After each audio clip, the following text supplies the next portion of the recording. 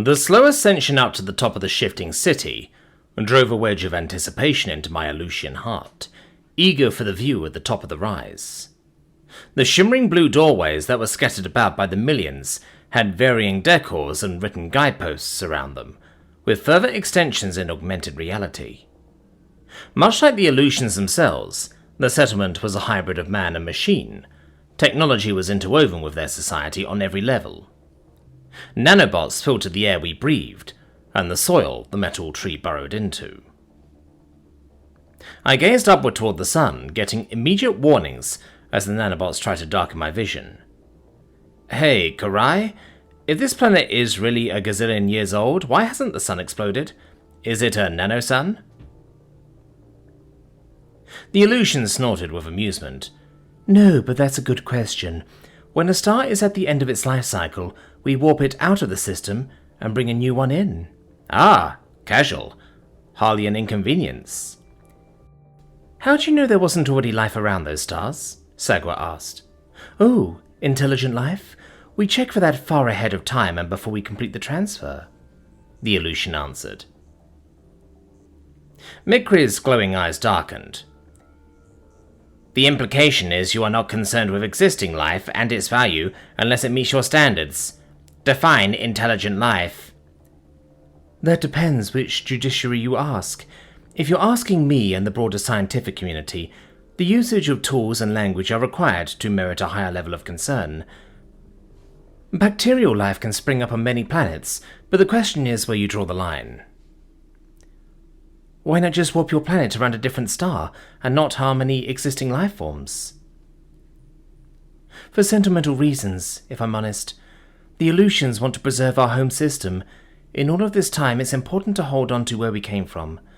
I have those files saved, of course, but anything from when I was growing up feels like I'm watching someone else's memories. Sagwa knitted her brows together, a troubled glint in her blackened eyes. Have you lost that feeling of closeness with your family? I don't know that I ever had it, but what I've lost is that excitement of just running around. Endless summer days in the vanishing pools. I see that in you, walking around here, that wonder. You're everything Aleutians aren't, especially Preston. I struck a pose, jutting out a hip with a suggestive smirk. What? Handsome? I was going to say exciting, fiery, and random, enough so to make me laugh, but I suppose it wouldn't be inaccurate to say you're an above-average specimen of your species as well. That's... I could feel a blush forming in my cheeks, taken aback by such a straightforward answer from Karai. She must have had a hard time understanding the dynamics of risque jokes to agree so scientifically, though I was flattered. If she had a lot of data from her time as a watcher. It's all in the peach cakes, ma'am. Is it now? You wear S-ties well also, though my preference is toward your original form. Bodies don't mean that much to me, since they can be changed with ease. It's the way you carry yourself that bestows magnetism. What? I've never had anyone just agree, I thought to myself, flummoxed. Ah, you're embarrassing me, Karai. Well played. Mikri slapped his chassis. I am metal. I have more magnetism. Don't humour S-tie, Karai, Sagwa warned. We were having a serious conversation. How can we help you rediscover your childhood self? You already are. Karai gave a gentle smile, and in spite of myself, I once again felt pity for the Aleutian's misery with life. If you yourselves would like to see what it's actually like to view someone else's memories, that's what I was leading you toward. Memory walking is one of the most popular forms of entertainment. We can upload anything we stored on our brain-computer interface. I raised a slender finger. Nah, I don't want anyone peering inside my skull. It's voluntary, S-tie. I meant for you to pick from a vast database of Aleutian memories. Perhaps you can appreciate some of our experiences from a random array of things we thought worth sharing. Oh, I'd love to know why you're all like this and what's knocking around that grey chicken egg on your shoulders. Life's not so bad, you know. Karai forced a smile. No, but it's not so good either. Through this doorway, and we'll join the line from the memory walk AR simulators. You can do it in your head, but it's better when it's tangible. Can I upload embarrassing memories I have of S-tie? Mikri chimed in. I'm not sure we're equipped to translate your code to an organic sensory experience, but I do wish you could. The Vaskar folded his metal arms and pouted, though he trudged after Karai and the two of us through the portal doorway. I could see hundreds of lines spreading out in a radial pattern from the lobby, like a star. Following our Watcher Guide's lead, I found my way into a small queue with the rest of our travelling posse. Another illusion turned around to apprise us, before showing a visible reaction to the presence of both Karai and Mikri. The expressions seemed to have traces of contempt, which got me feeling defensive of my robot pal. The human's pet, on Swam. How quaint. The scornful voice resonated into my consciousness. Judging by how Karai and Sagwa tensed, it was broadcast to all of us. At least now you can see what real organics are capable of. No wonder you thought so lowly of our kind at first, and how right you were. A growl rumbled in Mikri's chest. I am not a pet. I am not a lesser being. I go where I want, when I want, with who I want. What I see in the illusions is the cruelty organics are capable of, just like my creators. All the technology in the universe does not hide what you are. Mikri, that's enough, Sagwa warned forcefully. I know you said in the past that you won't tolerate insults against humans, but this isn't the time to pick a fight. The illusion ahead of us in line offered a cold smile. Shoddy coding. An amateur in high school could have better patchwork from this volatile mess.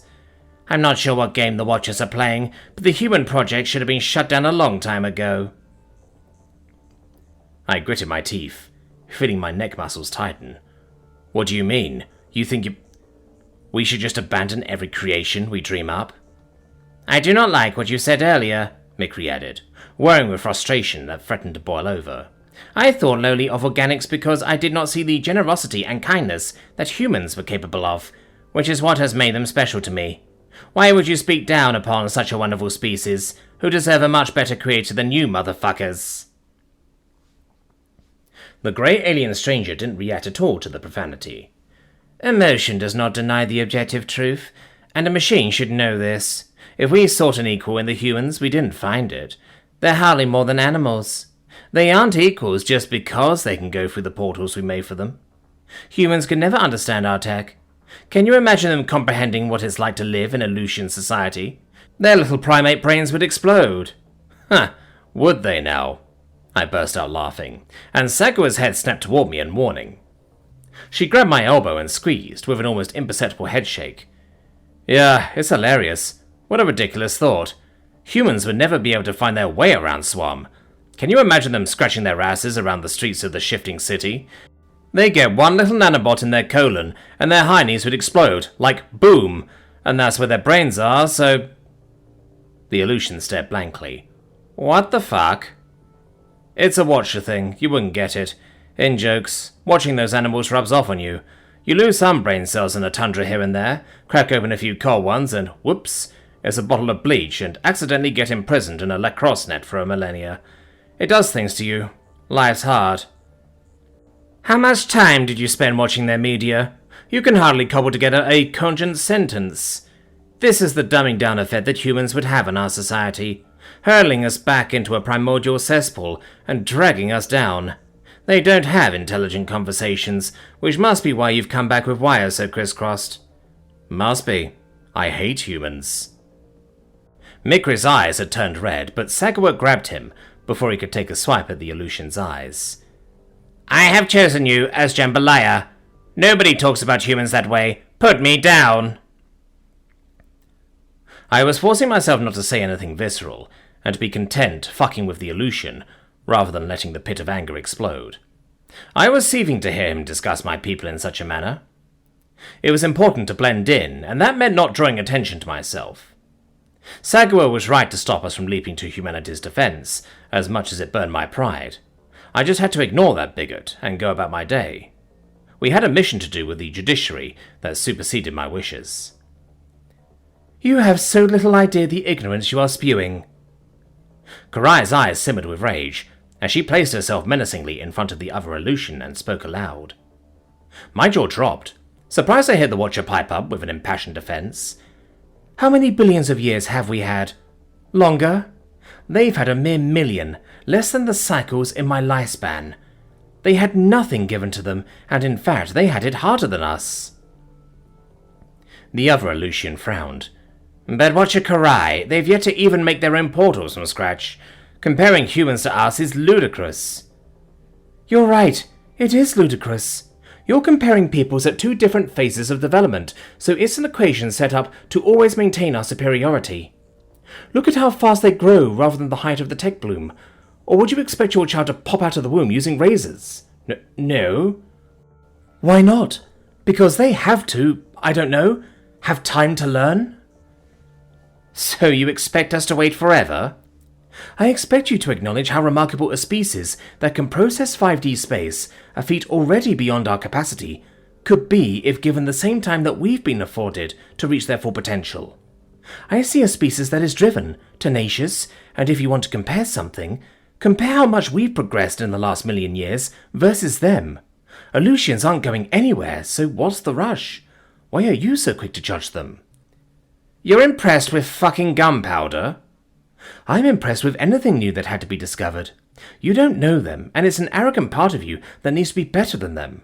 To think you're more intelligent because you have a wealth of technology at your disposal. I'm not so foolish. I know we had everything handed to us from birth, and that's the difference. I don't need to defend our accomplishments from delusional statements about the humans. My memory walk chamber is available, and praise the eternal void. I'm done talking to you. Done! As the Aleutian stormed off, I looked at Karai with new respect, re-evaluating her.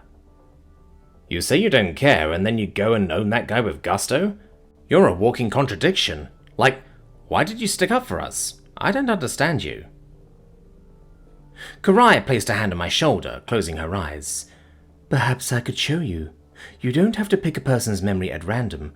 I can upload one of mine. You can see Earth as I did. I think I'd like that. Excellent. It'll be one at a time in the simulator. You both should see this, but knowing which of you harbored the most doubts about my intent, I like Estai to be the first. I wish you could see me as I really am, for better or for worse. I gave her a slight nod. I'm sorry for judging you, Karai. What you did here meant a lot. Hearing you respect us. That's all I wanted from our creators, you know. Oh, Preston. Karai's hand tightened around my tense muscles, and I relaxed slightly beneath her palm-smooth skin. Her voice was as sweet as honey in my mind's ear. I know that. I wish I had a better way to give you the comfort that you deserve. Whatever anyone else thinks, humanity has never disappointed me. I am with you in any way that I can be. We're a team. You're one of us, I decided. I sincerely apologize, though. Now you're stuck with Mikri's rusted bolt smell. It gets worse after a shower, believe it or not. The Vaskar smiled. I prefer to go in the washer. It is spinny and it has a window. I'm afraid Swarm is all out of laundromats. You'll have to take that up with Big Nanobot Chainmail, Karai chuckled. Are you sure the rusty smell is coming from Mikri? I turned towards Sagua, sniffing her as she jumped away with irritation. Yep, Mikri's the only possibility. Unless you are pretty ancient. Do I need to sniff you too? Well, you are the stubborn sort. I won't resist, Karai said coyly, a teasing lilt in her voice. I'll keep that in mind. I'll settle for walking in your memories for now. You need to send me whatever zippity-doo-dah probing in the name of science. Anecdotes you saved to the cloud. If that doesn't make you feel something, I can't help you, sick fucks. Karai barely bit down a snicker. We're beyond saving, but I'm afraid the contents of my memories are much more wholesome and sincere. I hope this recollection can put my motives in perspective, Estai. I don't shy from judgment. I want to share my life and my feelings as they were. The nanobot interface notified me that I received a file, and Karai sent instructions for how to link up to the memory walking chamber once there was an available slot. I intended to give our Watcher ally an honest chance after everything she'd done to help us. The more time I spent around the million-year-old Aleutian, the softer she seemed as a person. It was easy enough to banter with her, and Sakura and I could ask anything our hearts desired. Maybe I'd been too hard on her. Karai had a playful side, and a warmth toward us that coloured her words. I knew that she was taking a great risk to continue helping us in spite of the visions, though I hadn't cared much about that until now. I understood how lost her species was, and had seen airtight proof that she cared about humanity. The question was whether Karai's actions in the past would force me to condemn her for sitting on the sidelines.